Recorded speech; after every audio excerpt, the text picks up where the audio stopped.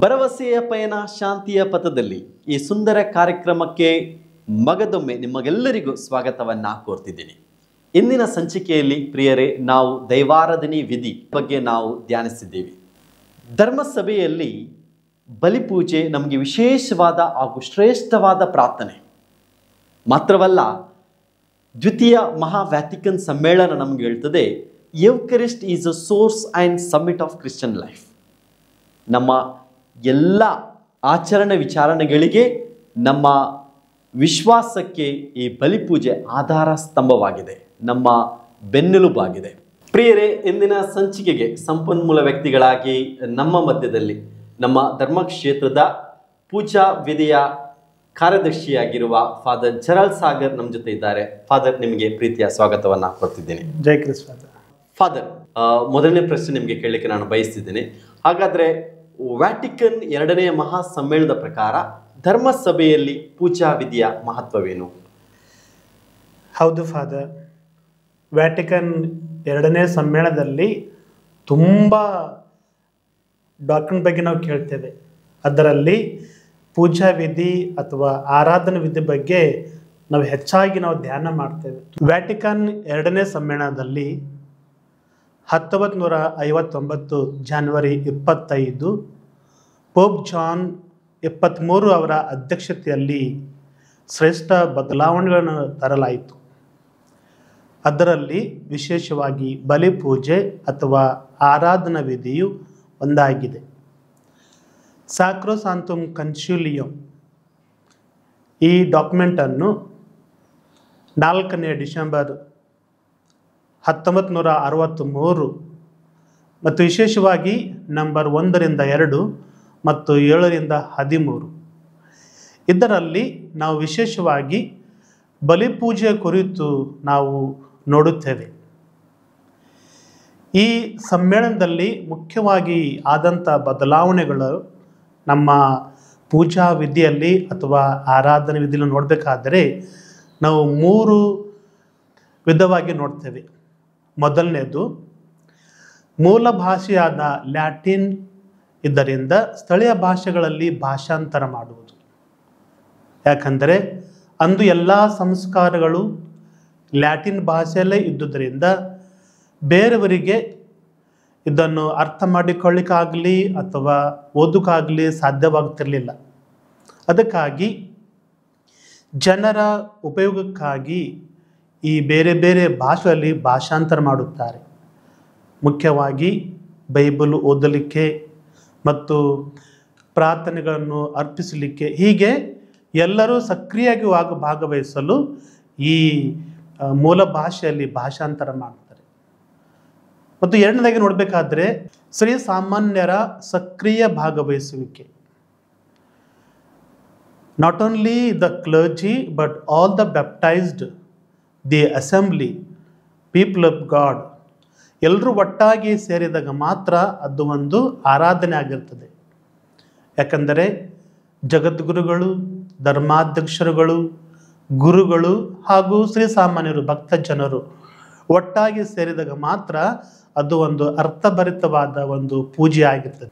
ಮತ್ತು ಮೂರನೇದಾಗಿ ನಾವು ನೋಡಬೇಕಾದರೆ ಸ್ಥಳೀಯ ಸಂಸ್ಕೃತಿಗೆ ಆದ್ಯತೆ ಕೊಡುವುದು.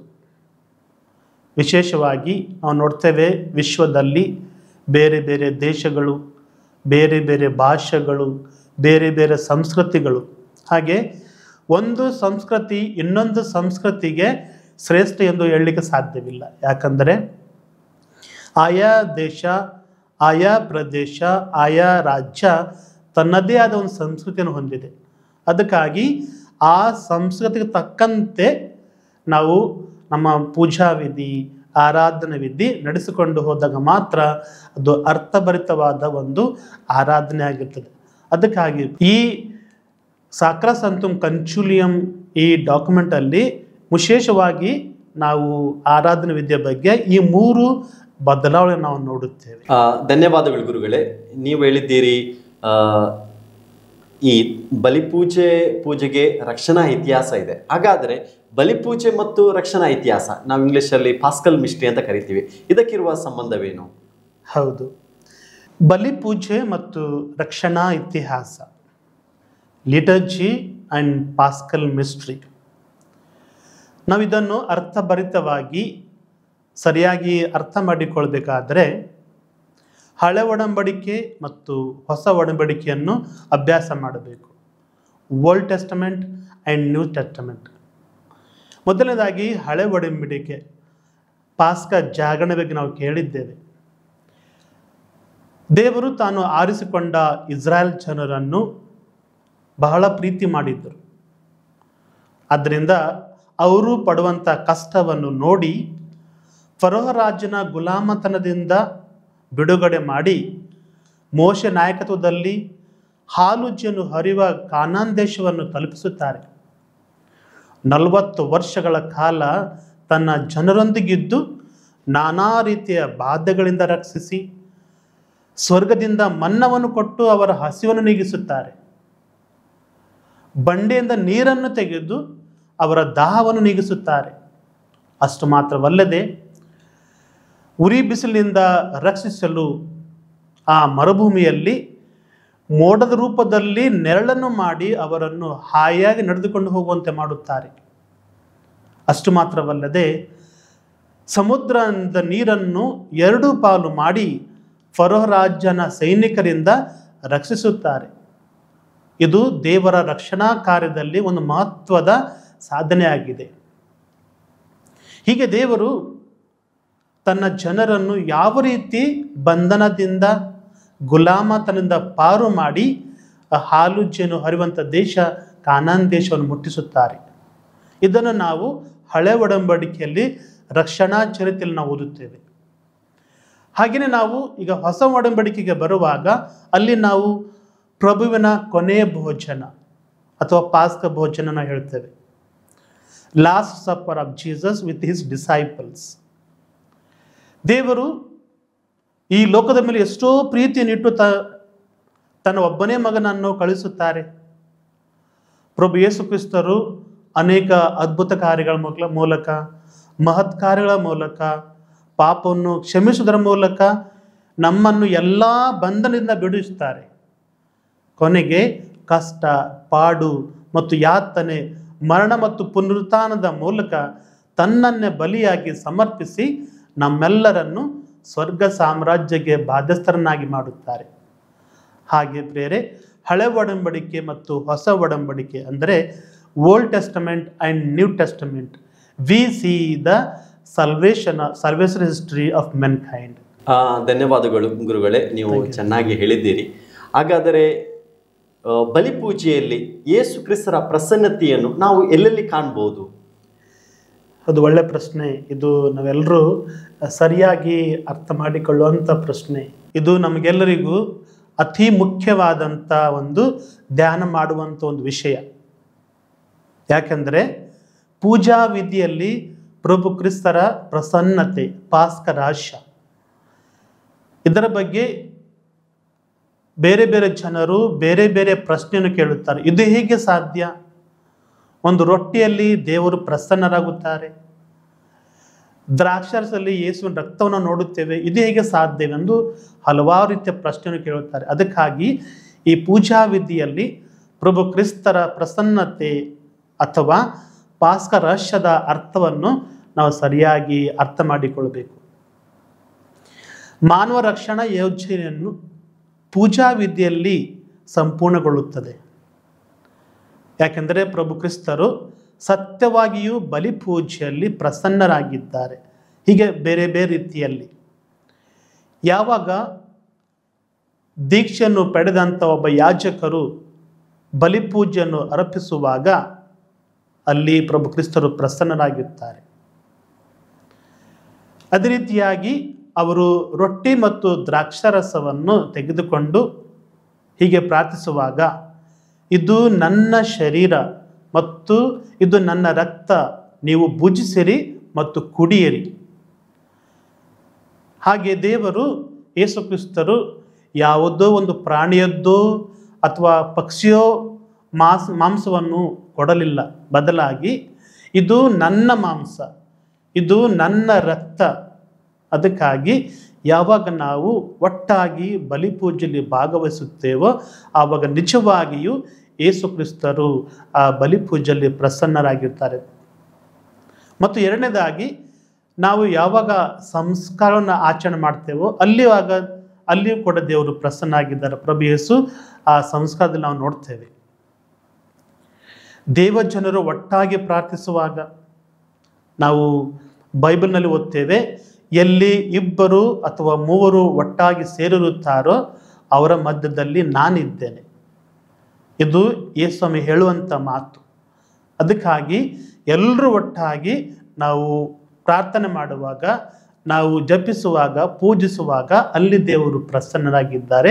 ಯೇಸು ಕ್ರಿಸ್ತರು ನಮ್ಮ ಮಧ್ಯೆ ಇದ್ದಾರೆ. ಮತ್ತು ಮೂರನೇದಾಗಿ ನಾವು ಹೇಳಬೇಕಾದ್ರೆ ಪ್ರಿಯರೇ, ದೇವರ ವಾಕ್ಯವನ್ನು ಸಾರುವಾಗ ಯಾರು ಕೂಡ ದೇವರ ಸೇವಕರು, ಗುರುಗಳು, ಕನ್ಯಾಸ್ತ್ರೀಯರು ಅವರು ತನ್ನ ವಾರ್ತೆಯನ್ನು ಸಾರುವುದಿಲ್ಲ, ಪ್ರಚಾರ ಮಾಡುವುದಿಲ್ಲ. ಬದಲಾಗಿ ಯೇಸು ಕ್ರಿಸ್ತರು ಕೊಟ್ಟಂಥ ಆಜ್ಞೆಯನ್ನು ಮಾತ್ರ ಅವರು ಪ್ರಸಾರ ಮಾಡ್ತಾರೆ. ಯೇಸು ತನ್ನ ಶಿಷ್ಯರಿಗೆ ಹೇಳಿದ ಹಾಗೆ,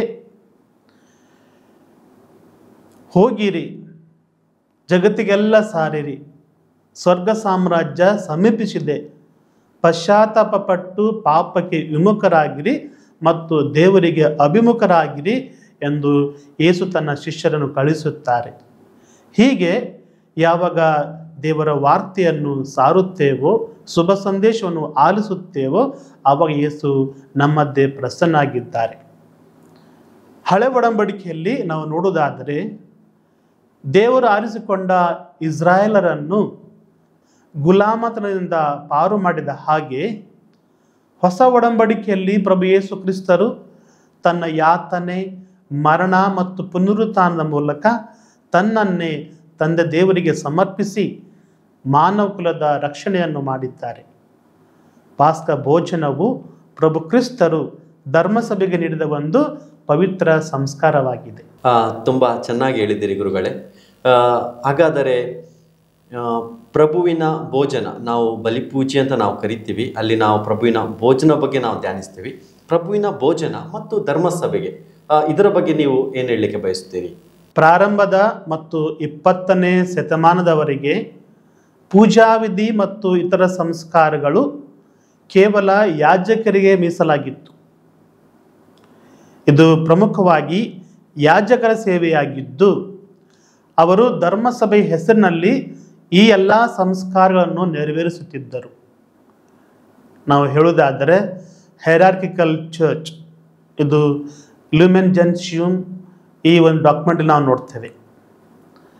ಧಾರ್ಮಿಕ ಆಚರಣೆಗಳು ಕೇವಲ ಯಾಜಕರದ್ದು ಮಾತ್ರವಲ್ಲ, ಬದಲಾಗಿ ಧರ್ಮಾಧ್ಯಕ್ಷರು ತನ್ನ ಭಕ್ತ ಸಮೂಹದೊಂದಿಗೆ ಸೇರಿ ಬೇರೆ ಬೇರೆ ಜವಾಬ್ದಾರಿಗಳನ್ನು ನಿರ್ವಹಿಸಿ ಐಕ್ಯತೆಯಿಂದ ಆಚರಿಸುವ ಪವಿತ್ರ ಸಂಸ್ಕಾರವಾಗಿದೆ. ಆರಾಧನಾ ವಿಧಿಯಲ್ಲಿ ಬೇರೆ ಬೇರೆ ಜವಾಬ್ದಾರಿಗಳನ್ನು ವಹಿಸಿಕೊಂಡು ಆಯಾ ಧರ್ಮ ಕ್ಷೇತ್ರದ ಧರ್ಮಾಧ್ಯಕ್ಷರೊಂದಿಗೆ ನಡೆಸಿಕೊಂಡು ಹೋಗುವುದು. ಉದಾಹರಣೆಗೆ, ಉಪಯಾಜಕರು ಶುಭ ಸಂದೇಶವನ್ನು ಓದುವುದು ಮತ್ತು ಪ್ರಬೋಧಿಸುವುದು, ಕೀರ್ತನೆಗಾರರು ಕೀರ್ತನೆಯನ್ನು ಓದಿ ಅಥವಾ ಹಾಡುವುದು, ಸಂಗೀತಗಾರರು ಅಥವಾ ಸಂಗೀತ ಗುಂಪು ಹಾಡಿನ ಮುಖಾಂತರ ದೇವರಿಗೆ ಸ್ತೋತ್ರ ಸಲ್ಲಿಸುವುದು, ವಾಚನಗಾರರು ವಾಚನವನ್ನು ಓದಿ ಶುಭ ಸಂದೇಶವನ್ನು ಪ್ರಚಾರ ಮಾಡುವುದು. ಮತ್ತು ನಾವು ನೋಡ್ತೇವೆ, ಬಲಿಪೂಜೆ ಅರ್ಪಿಸುವಾಗ ಪೀಠ ಸೇವಕರು ಗುರುಗಳಿಗೆ ಬಲಿಪೂಜೆ ಅರ್ಪಿಸುವಾಗ ಸಹಾಯ ಮಾಡುವುದು. ಮತ್ತು ಪರಮಪ್ರಸಾದ ಸೇವಕರನ್ನು ನೋಡ್ತೇವೆ, ಕಾಣಿಕೆ ಸಂಗ್ರಹ ಮಾಡುವವರು. ಹೀಗೆ ಬಲಿಪೂಜೆ ಅರ್ಪಿಸುವಾಗ ಹಲವಾರು ಜವಾಬ್ದಾರಿ ನೋಡ್ತೇವೆ. ಹೀಗೆ ಅವರು ತಮ್ಮ ತಮ್ಮ ಜವಾಬ್ದಾರಿಯನ್ನು ಪವಿತ್ರತೆಯೆಂದು ಮಾಡಿ ಒಟ್ಟಾಗಿ ಧರ್ಮಸಭೆಯೊಂದಿಗೆ ಸೇವೆಯನ್ನು ಮಾಡ್ತಾರೆ.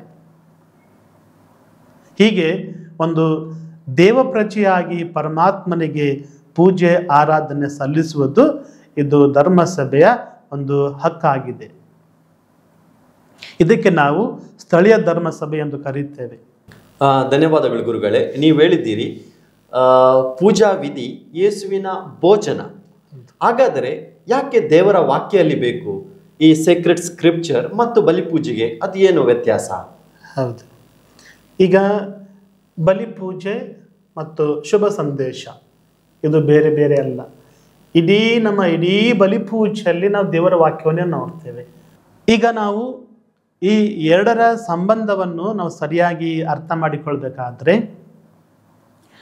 ಕ್ರೈಸ್ತ ಆರಾಧನೆ ವಿಧಿಯ ಪ್ರಾರಂಭದಿಂದಲೂ ಶುಭ ಸಂದೇಶ ಮತ್ತು ಆರಾಧನೆ ವಿಧಿಯ ಮಧ್ಯೆ ಇರುವ ಸಂಬಂಧವನ್ನು ಎಲ್ಲರೂ ಒಪ್ಪಿಕೊಳ್ಳುತ್ತಾರೆ.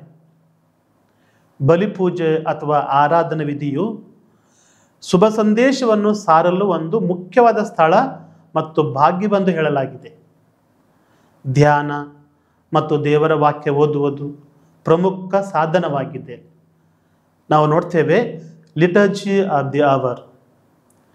ಈ ಎರಡರ ಸಂಬಂಧವನ್ನು ನಾವು ಸರಿಯಾಗಿ ಒಳ್ಳೆ ರೀತಿಯಲ್ಲಿ ಅರ್ಥ ಮಾಡಿಕೊಳ್ಳಬೇಕಾದರೆ ನಾವು ಎರಡು ರೀತಿ ನೋಡ್ತೇವೆ. ಒಂದು ಇತಿಹಾಸದ ಪ್ರಕಾರ ಮತ್ತು ದೈವಶಾಸ್ತ್ರ ಪ್ರಕಾರ. ಈಗ ಇತಿಹಾಸ ಪ್ರಕಾರ ನಾವು ನೋಡಬೇಕಾದರೆ, ದಿವ್ಯ ಬಲಿಪೂಜೆಯಲ್ಲಿ ಶುಭ ಸಂದೇಶವನ್ನು ಓದುವ ಈ ಪದ್ಧತಿ ಅಥವಾ ಈ ಪ್ರಾಕ್ಟೀಸ್ ನಾವು ಏನು ಹೇಳ್ತೇವೆ, ಇದು ಪ್ರಾರಂಭ ಆದದ್ದು ಸಿನಗಾಗ್ ಪ್ರಾಕ್ಟೀಸ್. ಇದು ಸಿನಗಾಗ್ ಸಂಪ್ರದಾಯ ಅಂತ ಹೇಳ್ತೇವೆ. ಅಲ್ಲಿ ಎಲ್ಲರೂ ಒಟ್ಟಾಗಿ ಕೀರ್ತನೆಗಳನ್ನು ಹಾಡುವುದು ಮತ್ತು ಸೇಕ್ರೆಡ್ ಸ್ಕ್ರಿಪ್ಚರ್ ಓದುವುದು ಪದ್ಧತಿ ಆಗಿತ್ತು. ಇನ್ನೊಂದು ರೀತಿ ನಾವು ನೋಡಬೇಕಾದರೆ, ಬಾಬಿಲೋನಿನ ಜೆರುಸಲೇಮ್ ದೇವಾಲಯದ ಧ್ವಂಸ ಆದಾಗ ಮತ್ತು ಅಲ್ಲಿ ಬಂಧನದಿಂದ ಹಿಂತಿರುಗಿದ ನಂತರ ಪೂಜಾ ವಿಧಿಯು ಸಂಪೂರ್ಣವಾಗಿ ಒಂದು ಹೊಸ ರೂಪ ಪಡೆಯಿತು. ಇಸ್ರಾಯೇಲರು ಕಡ್ಡಾಯವಾಗಿ ಎಲ್ಲರೂ ದೇವಾಲಯಕ್ಕೆ ಹೋಗಿ ಪೂಜೆ ಪ್ರಾರ್ಥನೆ ಸಲ್ಲಿಸಿ ಕೀರ್ತನೆಗಳನ್ನು ಹಾಡಿ ಭಯಭಕ್ತಿಯಲ್ಲಿ ಜೀವಿಸುತ್ತಿದ್ದರು. ಇದು ಇತಿಹಾಸದ ಪ್ರಕಾರ ನಾವು ನೋಡ್ತೇವೆ. ಇನ್ನು ನಾವು ದೈವಶಾಸ್ತ್ರ ಪ್ರಕಾರ ನೋಡಬೇಕಾದರೆ, ಬಲಿಪೂಜೆ ಅಥವಾ ಆರಾಧನೆ ವಿಧಿಯಲ್ಲಿ ದೇವರ ವಾಕ್ಯವನ್ನು ಓದುವುದು ಅತಿ ಮುಖ್ಯ ಸ್ಥಾನವನ್ನು ಪಡೆದಿತ್ತು. ದೇವರ ರಕ್ಷಣಾ ಯೋಜನೆಯು ಪ್ರಭು ಯೇಸು ಕ್ರಿಸ್ತರ ಬರುವಿಕೆಯಿಂದ ಪೂರ್ಣಗೊಂಡಿದೆ ಎಂಬುದನ್ನು ತಿಳಿಸಿಕೊಡುತ್ತದೆ. ಆದ್ದರಿಂದಲೇ ಬಲಿಪೂಜೆಯಲ್ಲಿ ನಾವು ಎರಡು ಭಾಗ ನೋಡ್ತೇವೆ. ಒಂದು liturgy of the word and liturgy of the Eucharist. ಹೀಗೆ ಎರಡು ಭಾಗಗಳನ್ನು ನಾವು ಕಾಣ್ತೇವೆ. ಒಂದು ರೀತಿಯಲ್ಲಿ ಇದು ಒಂದು ಸಂವಾದವಾಗಿದೆ. ಯಾಕೆಂದರೆ ವಾಕ್ಯದ ಮೂಲಕ, ಯಾಜಕರ ಮೂಲಕ ದೇವರು ತನ್ನ ಜನರೊಂದಿಗೆ ಮಾತನಾಡುತ್ತಾರೆ. ಹಾಗೂ ಇದಕ್ಕುತ್ತರವಾಗಿ, ದೇವರ ಮಾತಿಗೆ ಉತ್ತರವಾಗಿ ಭಕ್ತ ಜನರು ಕೀರ್ತನೆ ಮತ್ತು ಪ್ರಾರ್ಥನೆಗಳ ಮೂಲಕ ಮರು ಉತ್ತರ ನೀಡುತ್ತಾರೆ. ಹೀಗೆ ಶುಭ ಸಂದೇಶದ ಮೂಲಕ ಬೋಧನೆ ಮಾಡಿ ದೇವಜನರು ಉತ್ತಮ ಬಾಳನ್ನು ನಡೆಸುವಲ್ಲಿ ಪ್ರಾರ್ಥನೆ ಮಾಡುತ್ತಾರೆ. ಧನ್ಯವಾದಗಳು ಗುರುಗಳೇ. ಸತ್ಯವಾಗಿಯೂ ದೇವರ ವಾಕ್ಯಕ್ಕೆ ಮತ್ತು ಬಲಿಪೂಜೆಗೆ ಸಂಬಂಧ ಇದೆ, ನಮಗೆಲ್ಲರಿಗೂ ಅರ್ಥ ಆಯಿತು. ಹಾಗಾದರೆ ಬಲಿಪೂಜೆಯಲ್ಲಿ ಅನೇಕ ಚಿಹ್ನೆಗಳು, ಸೂತ್ರಗಳು, ಅನೇಕ ವಿಧಿ ಆಚಾರ ವಿಚಾರಗಳು ನಾವು ನೋಡ್ತೀವಿ. ಇದರ ಬಗ್ಗೆ ನೀವೇನು ಹೇಳಲಿಕ್ಕೆ ಬಯಸ್ತೀರಿ? ಹೌದು ಗುರುಗಳೇ, ಸರಿಯಾದ ಪ್ರಶ್ನೆ ಕೇಳಿದ್ದೀರಿ. ಇದು ಮುಖ್ಯವಾದದ್ದು ನಮಗೆ. ಯಾಕಂದರೆ ಬಲಿಪೂಜೆಯಲ್ಲಿ ಬರುವ ಸೂತ್ರಗಳು ಮತ್ತು ಚಿಹ್ನೆಗಳು, the relationship between liturgical rites and justice. ಆರಾಧನೆ ವಿಧಿಯಲ್ಲಿ ಅಥವಾ ಬಲಿಪೂಜೆಯಲ್ಲಿ ಬರುವ ಬೇರೆ ಬೇರೆ ಭಾಷೆಗಳು ಮತ್ತು ಚಿಹ್ನೆಗಳು ಇತರ ಧರ್ಮಗಳ ಪೂಜಾ ವಿಧಿಗೆ ಇವು ವಿಭಿನ್ನವಾಗಿಲ್ಲ. ಪ್ರತಿಯೊಂದು ರಾಜ್ಯ, ದೇಶ ತನ್ನದೇ ಆದ ಭಾಷೆ ಮತ್ತು ಸಂಸ್ಕೃತಿಯನ್ನು ಹೊಂದಿದೆ. ಆಯಾ ಪ್ರದೇಶದ ಆಚರಣೆ ಪದ್ಧತಿ ಮತ್ತು ನಡೆಸಿಕೊಂಡು ಹೋಗುವ ವಿಧಾನಗಳು ಬೇರೆ ಬೇರೆಯಾಗಿವೆ. ಅವರವರ ಪದ್ಧತಿ ಹಾಗೂ ನಿಯಮದ ಪ್ರಕಾರ ಆಚರಿಸಿದ್ದಾಗ ಮಾತ್ರ ಅದು ಅರ್ಥಭರಿತ ಆಚರಣೆ ಆಗಿರುತ್ತದೆ. ಉದಾಹರಣೆಗೆ ನಮ್ಮ ಧರ್ಮಕ್ಷೇತ್ರದಲ್ಲಿ, ಗುಲ್ಬರ್ಗಾ ಧರ್ಮಕ್ಷೇತ್ರದಲ್ಲಿ ನಾವು ಹೇಳಬೇಕಾದ್ರೆ, ಪ್ರತ್ಯೇಕವಾಗಿ ಬೀದರ್ ಜಿಲ್ಲೆಯಲ್ಲಿ ನಡೆಯುವಂಥ ಆರಾಧನಾ ವಿಧಿ, ಅಲ್ಲಿ ಪೂಜೆ ಆಗಲಿ ಅಥವಾ ಆರಾಧನಾ ವಿಧಿ ಆಗಲಿ ಅಥವಾ ಭಜನೆ ಆಗಲಿ, ಅಲ್ಲಿ ಎಲ್ಲರೂ ಚಪ್ಪಾಳೆ ತಟ್ಟುತ್ತಾರೆ ಮತ್ತು ಎಲ್ಲರೂ ನೆಲದ ಮೇಲೆ ಕೂತುಕೊಂಡು ಪೂಜೆ ಅರ್ಪಿಸುತ್ತಾರೆ. ಬಲಿಪೂಜೆಯಲ್ಲಿ ನಾವು ಚಾಸಿಬಲ್ ಬದಲಾಗಿ ಪೂಜಾ ಶಾಲನ್ನು ಉಪಯೋಗ ಮಾಡುತ್ತೇವೆ. ಇಡೀ ರಾತ್ರಿ ಭಜನೆಯಲ್ಲಿ ಅವರು ಕಳೆಯುತ್ತಾರೆ. ಹೀಗೆ ಇದು ಅವರ ಸಂಸ್ಕೃತಿಯಾಗಿದೆ. ಹೀಗೆ ಬೇರೆ ಬೇರೆ ಕಡೆಯಿಂದ ಬಂದ ಗುರುಗಳಿಗೆ ಅಥವಾ ಸಿಸ್ಟರ್ಸ್ ಅವರಿಗೆ ಮತ್ತು ಜನರಿಗೆ ಈ ಸಂಸ್ಕೃತಿಯನ್ನು ನೋಡಿ ಅವರು ಆಶ್ಚರ್ಯವನ್ನು ವ್ಯಕ್ತಪಡಿಸುತ್ತಾರೆ. ಆದ್ದರಿಂದ ಒಂದು ರೀತಿಯ ಆಚರಣೆಯು ಸರಿಯಲ್ಲ ಎಂದು ಹೇಳುವುದು ಕೂಡ ತಪ್ಪಾಗುತ್ತದೆ. ಪ್ರತಿಯೊಂದು ಆಚರಣೆಯ ಪ್ರಕಾರ ಎಲ್ಲರೂ ತಮ್ಮ ತಮ್ಮ ಮನದಾಳದ ಭಾವನೆಗಳನ್ನು ಮತ್ತು ವಿಶ್ವಾಸವನ್ನು ವ್ಯಕ್ತಪಡಿಸುತ್ತಾರೆ. ಚಿಹ್ನೆಗಳ ಅಥವಾ ಗುರುತುಗಳು ನಮ್ಮ ಆರಾಧನೆ ವಿಧಿಯನ್ನು ತೋರ್ಪಡಿಸುತ್ತವೆ. ಉದಾಹರಣೆಗಾಗಿ ನಾವು ಹೇಳ್ತೇವೆ, ಎದ್ದು ನಿಲ್ಲುವುದು. ಈಗ ಬಲಿಪೂಜೆಯ ಪ್ರಾರಂಭದಲ್ಲಿ ನಾವು ಎಲ್ಲರೂ ಪ್ರವೇಶ ಗೀತೆ ಹಾಡುವಾಗ ಎದ್ದು ನಿಲ್ಲುತ್ತೇವೆ. ಇದರ ಅರ್ಥ ನಮ್ಮ ಮಧ್ಯೆ ಬರುವಂತಹ ಗುರುಗಳ ರೂಪದಲ್ಲಿ ಬರುವಂತಹ ಪ್ರಭುವನ್ನು ನಾವು ಎದ್ದು ನಿಂತು ನಾವು ಸ್ವಾಗತಿಸುತ್ತೇವೆ, ಸ್ವೀಕಾರ ಮಾಡುತ್ತೇವೆ. ಇದು ನಮ್ಮ ಭಾಗ್ಯವಾಗಿದೆ. ಎರಡನೇದಾಗಿ ನಾವು ನೋಡ್ತೇವೆ ಮೊಣಕಾಲು ಹಾಕುವುದು. ಇದು ಮೊಣಕಾಲು ಹಾಕುವುದು ಅಥವಾ ನೀಲಿಂಗ್ ಪಶ್ಚಾತ್ತಾಪದ ಸಂಕೇತವಾಗಿದೆ. ದುಃಖವನ್ನು ವ್ಯಕ್ತಪಡಿಸುವುದು. ನಾವು ಮಾಡಿದಂಥ ಅಪರಾಧಕ್ಕೆ, ನಾವು ಮಾಡಿದ ತಪ್ಪಿಗೆ ನಾವು ಕ್ಷಮೆಯನ್ನು ಬೇಡುವುದು ದುಃಖವನ್ನು ಸೂಚಿಸುವುದು. ಇದು ಇದರ ಸಂಕೇತವಾಗಿದೆ. ಮತ್ತು ಮೂರನೇದಾಗಿ ಹೇಳಬೇಕಾದರೆ ಕೈ ಜೋಡಿಸುವುದು. ಈಗ ಆರಾಧನೆ ವಿಧಿ ಆಗಲಿ ಅಥವಾ ಬಲಿಪೂಜೆ ಆಗಲಿ ನಾವು ಭಕ್ತಿ ಭಾವದಿಂದ ಕೈ ಜೋಡಿಸುತ್ತೇವೆ. ಇದರ ಅರ್ಥ, ಇದರ ಸಂಕೇತ ಏನೆಂದರೆ ನಾವು ಶರಣಾಗುವುದು. ನಾವು ದೇವರಿಗೆ, ಪರಮಾತ್ಮನಿಗೆ ನಾವು ಶರಣಾಗುತ್ತೇವೆ ಮತ್ತು ನಮ್ಮ ಬೇಡಿಕೆಗಳನ್ನು, ನಮ್ಮ ಮನಸ್ಸಿಂದ ಎಲ್ಲ ಭಾವನೆಗಳನ್ನು ನಾವು ವ್ಯಕ್ತಪಡಿಸುತ್ತೇವೆ ಮತ್ತು ಸಂಪೂರ್ಣವಾಗಿ ನಾವು ದೇವರಿಗೆ ಕೈ ಜೋಡಿಸಿ ನಾವು ಶರಣಾಗುತ್ತೇವೆ, ಸಮರ್ಪಿಸುತ್ತೇವೆ. ಮತ್ತು ಕೈ ಚಾಚುವುದು. ಕೈ ಚಾಚಿ ನಾವು ದೇವರಲ್ಲಿ ಭಿನ್ನಗಳನ್ನು ಸಮರ್ಪಿಸುತ್ತೇವೆ. ನಾನು ಏನೂ ಇಲ್ಲ, ದೇವರಿಗೆ ನೀವೇ ಎಲ್ಲ ಎಂದು ಆ ದೇವರಲ್ಲಿ ಕೈ ಚಾಚಿ ನಾವು ಪ್ರಾರ್ಥನೆ ಮಾಡ್ತೇವೆ. ಹೀಗೆ ಬೇರೆ ಬೇರೆ ಸಂಸ್ಕೃತಿ, ಬೇರೆ ಬೇರೆ ಆಚರಣೆಗಳು, ಬೇರೆ ಬೇರೆ ಪದ್ಧತಿಗಳು ನಮ್ಮಲ್ಲಿರುವಂಥ ಭಕ್ತಿಯನ್ನು ವ್ಯಕ್ತಪಡಿಸಲು ಸಹಾಯವಾಗುತ್ತವೆ. ಗುರುಗಳೇ, ನನ್ನ ಕೊನೆಯ ಪ್ರಶ್ನೆಯನ್ನು ಹೇಳಲಿಕ್ಕೆ ನಾನು ಬಯಸುತ್ತೇನೆ. ನಮ್ಮ ಆರಾಧನೆ ವಿಧಿ, ದೈವಾರಾಧನೆ ವಿಧಿ ನಮಗೆ ವಿಶಿಷ್ಟವಾದ ಒಂದು ಪ್ರಾರ್ಥನೆ, ನಾನು ಅದು ಅರ್ಥ ಮಾಡ್ಕೊಳ್ತೇನೆ. ಅದರ ಜೊತೆಗೆ ನಮ್ಮ ಕಥೋಲಿಕ ಧರ್ಮಸಭೆಯಲ್ಲಿ ವಿವಿಧ ಧಾರ್ಮಿಕ ಆಚರಣೆಗಳಿವೆ, ಪಾಯಸ್ ಪ್ರಾಕ್ಟೀಸಸ್ ಅಂತ ನಾವು ಕರಿತೀವಿ. ಇದರ ಬಗ್ಗೆ ನೀವೇನು ಹೇಳಿಕೆ ಬಯಸುತ್ತೀರಿ? ಹೌದು, ಇದು ಮುಖ್ಯವಾದ ಪ್ರಶ್ನೆ. ಆರಾಧನೆ ವಿಧಿ ಮತ್ತು ಧಾರ್ಮಿಕ ಆಚರಣೆಗಳು, ಲಿಟರ್ಜಿ ಆ್ಯಂಡ್ ಪಾಯಸ್ ಪ್ರಾಕ್ಟೀಸಸ್. ಆರಾಧನೆ ವಿಧಿ ಮತ್ತು ಧಾರ್ಮಿಕ ಆಚರಣೆಯಲ್ಲಿ ಬೇರೆ ಬೇರೆ ಆಗಿಲ್ಲ. ಈ ಆಚರಣೆಯಲ್ಲಿ ಮುಖ್ಯವಾಗಿ ನಾವು ಎರಡು ಥರದ ಆಚರಣೆಯನ್ನು ನೋಡುತ್ತೇವೆ.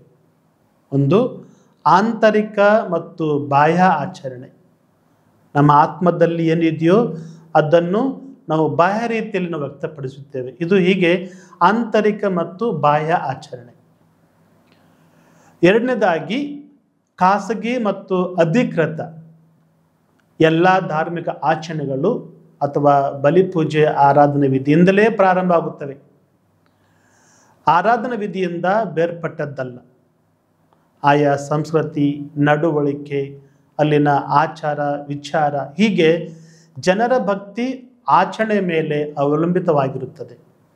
ಉದಾಹರಣೆಗೆ ಶಿಲುಬೆ ಹಾದಿ ಆಗಿರಬಹುದು, ಜಪಸರದ ಪ್ರಾರ್ಥನೆ ಆಗಿರಬಹುದು, ಬೈಬಲ್ ಸರ್ವಿಸ್ ಆಗಿರಬಹುದು ಮತ್ತು ಯಾವುದೇ ಒಂದು ಪ್ರಾರ್ಥನಾ ವಿಧಿ. ಆದರೆ ಈ ಎಲ್ಲ ಧಾರ್ಮಿಕ ವಿಧಿಗಳು ಆಯಾ ಧರ್ಮಕ್ಷೇತ್ರದ ಧರ್ಮಾಧ್ಯಕ್ಷರು ಒಪ್ಪಿಗೆಯನ್ನು ಸೂಚಿಸಬೇಕು. ಈ ಎಲ್ಲ ಆಚರಣೆಗಳಲ್ಲಿ ಧರ್ಮಸಭೆಯಿಂದ ಆರಿಸಲ್ಪಟ್ಟ ಅಥವಾ ದೀಕ್ಷೆಯನ್ನು ಸ್ವೀಕರಿಸಿದ ಸಭೆಯ ಪ್ರತಿನಿಧಿಯ ಸಮ್ಮುಖದಲ್ಲಿ ನಡೆಯಬೇಕು. ಇದರ ಮೂಲಕ ದೇವಜನರು ದೇವರ ಪ್ರೀತಿಯಲ್ಲಿ ಹಾಗೂ ಪರರ ಪ್ರೀತಿಯಲ್ಲಿ ಬೆಳೆಯಬೇಕು. ಧರ್ಮಸಭೆಯೊಂದಿಗೆ ಒಂದಾಗಿ ಒಂದು ಪವಿತ್ರ ಜೀವನ ನಡೆಸಲು ಸಹಕಾರಿಯಾಗಬೇಕು. ಇದಕ್ಕೆ ಉತ್ತಮ ಉದಾಹರಣೆ ಅಪೊಸ್ತಲರ ಕಾರ್ಯ ಅಧ್ಯಾಯ 2 ಇಲ್ಲಿ ನಾವು ನೋಡ್ತೇವೆ.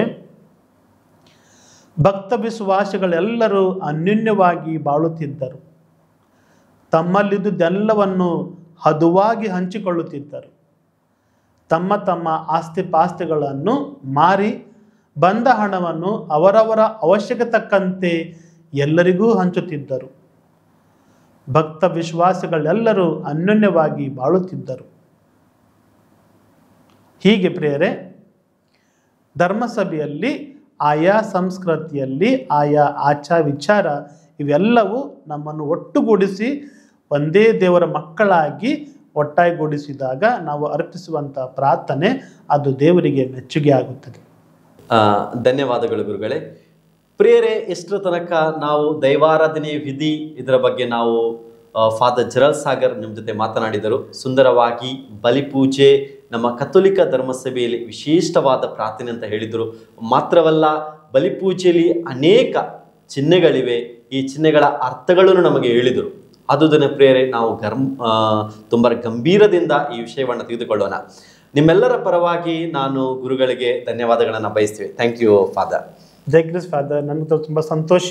ನಾವೆಲ್ಲರೂ ನಮ್ಮ ಭಕ್ತಿ ಆರಾಧನೆ ವಿಧಿ ನಾವೇನು ಬಲಿಪೂಜೆ ಅರ್ಪಿಸ್ತೇವೆ, ಇದರ ಮುಖಾಂತರ ನಾವೆಲ್ಲರೂ ಒಟ್ಟಾಗಿ ದೇವರಿಗೆ ಪ್ರಾರ್ಥನೆ ಸಲ್ಲಿಸಲಿಕ್ಕೆ ಈ ಸಾಧನವಾಗಲಿ. ನಿಮಗೂ ಧನ್ಯವಾದಗಳು. ಜೈ ಕ್ರಿಸ್. ಜೈ ಕ್ರಿಸ್. ಪ್ರಿಯರೇ, ಮುಂದಿನ ಸಂಚಿಕೆಯಲ್ಲಿ ಬಲಿಪೂಜೆಯಲ್ಲಿ ಪವಿತ್ರ ಗ್ರಂಥ ಈ ವಿಷಯ ಬಗ್ಗೆ ನಾವು ಧ್ಯಾನ ಮಾಡಲಿಕ್ಕಿದ್ದೀವಿ. ಈ ಕಾರ್ಯಕ್ರಮಕ್ಕೆ ನಮ್ಮ ಬೀದರ್ ವಲಯದ ಮುಖ್ಯ ಗುರುಗಳಾಗಿರುವ ಫಾದರ್ ಕ್ಲೇರಿ ಡಿಸೋಜರ್ ಅವರು ನಮಗೆ ಸಂದರ್ಶನವನ್ನು ನೀಡಲಿಕ್ಕಿದ್ದಾರೆ. ಈ ಸಂದರ್ಶನಕ್ಕೆ ನಿಮಗೆ ಸ್ವಾಗತವನ್ನು ನಾನು ಕೋರ್ತಾ ಇದ್ದೀನಿ.